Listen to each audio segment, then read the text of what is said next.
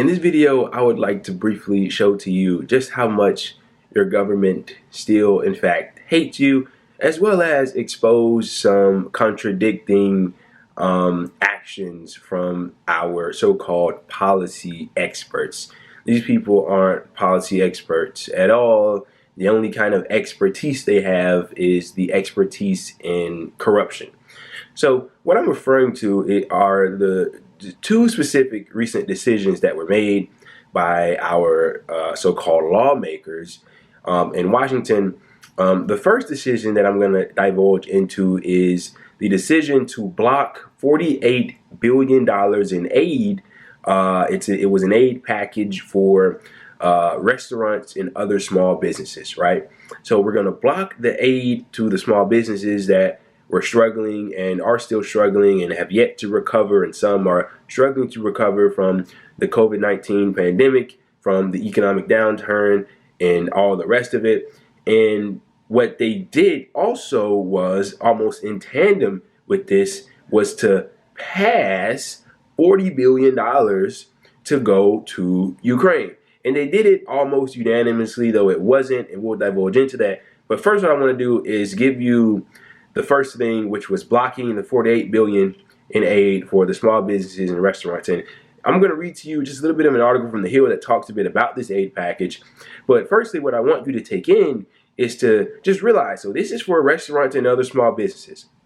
Don't you realize how every time it comes to quote unquote small businesses, the things that our government tells us that they support, these politicians tell us that we need to support small businesses and help them and really buy from them and give them great business.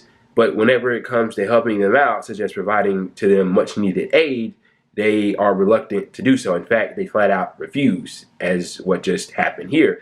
But whenever we need to help out big business, these huge corporations that are quote unquote too big to fail, these huge corporations that soak up all the wealth and put this entire economy into a bind. They crash the economy. We come in with the tunes of trillions of dollars in some cases, as we've seen in the past, and bail them out and give them loads of cash so that they can repeat the process all over again.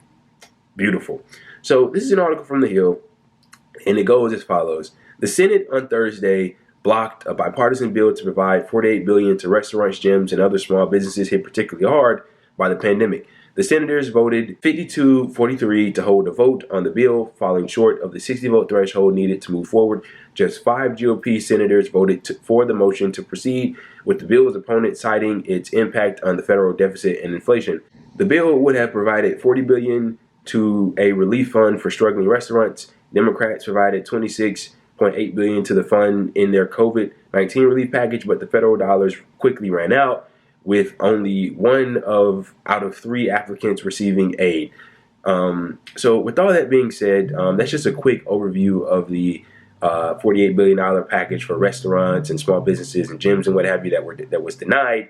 And so now I want to get into what wasn't denied, what was given the green light very quickly, quick, fast, and in a hurry. And it was a $40 billion Ukraine aid package passed the Senate on Tuesday with relative ease, despite opposition from 11 Republicans. And so these 11 Republicans consisted of people like Rand Paul and Tommy Tuberville, a senator from my state, and I think Marsha Blackburn, and of course several others. And their reasoning was, oh well, this is against American national interest. So, if you think that they're against this because they're somehow anti-war and they don't support the war on Russia and, the situation in Ukraine, the proxy war in Ukraine, you may very well be mistaken. I have news for you. If you don't want aid going into a proxy war because it's against your own country's interest or your own self-interest, you are in fact not anti-war. You are something else. Being anti-war is opposing war on the moral and ethical grounds and other things that go along with it. But anyway, I digress. Look at this decision here. This decision to give more billions of dollars to Ukraine and neglect your populace. And one of the reasons as to why, and this is great, you're gonna love this, they refuse to give the green light to the aid package for the small businesses and the restaurants and gyms and all the rest of it that are struggling. They said inflation. It's gonna worsen inflation if we bail out the small businesses, not even really bail them out, just give them a helping hand here. Just help them out a little bit. It's gonna make inflation worse. You know what's making inflation worse? The proxy war in Ukraine. Yeah, we already had an inflation prior to the war, right? The war only made it worse. You know what's making inflation worse? This economic warfare against Russia, the sanction program, the entire sanction program. It's driving up the price of oil. Americans are feeling it at the pump. I mean, wheat isn't being able to be shipped out of Ukraine because of the war and the many other things that they produce. Russia is a large exporter of many different kinds of goods, and they're being sanctioned to the high heavens. The proxy war in Ukraine and the sanction program on Russia is helping tremendously to drive inflation. But they want to ignore that because it's politically convenient for them and otherwise convenient. And so they're going to blame the aid that they'd be giving to the American populace on inflation, when in fact it's these other policies that they continue to support, although full-heartedly. And they say, that has nothing to do with inflation. And if you, say that it has something to do with inflation, you're wrong and you're idiotic and you're being ridiculous and you're anti-Ukraine or whatever the fuck. I mean, it's completely ridiculous. It's insane. But this is yet another typical and, a move that could have been predicted by our insanely corrupt government. And to kind of finish things off here, what I want to do is I want to read you a tweet from Mr. Brian Becker, and he kind of spills the beans on this entire thing. He says, $9 billion of the $40 billion aid package supposedly for Ukraine and Ukrainians actually goes directly to U.S. capitalist corporations that produce weapons. This is the beauty of a proxy war. Mega profits for U.S. capitalists, and all the bleeding is done over there.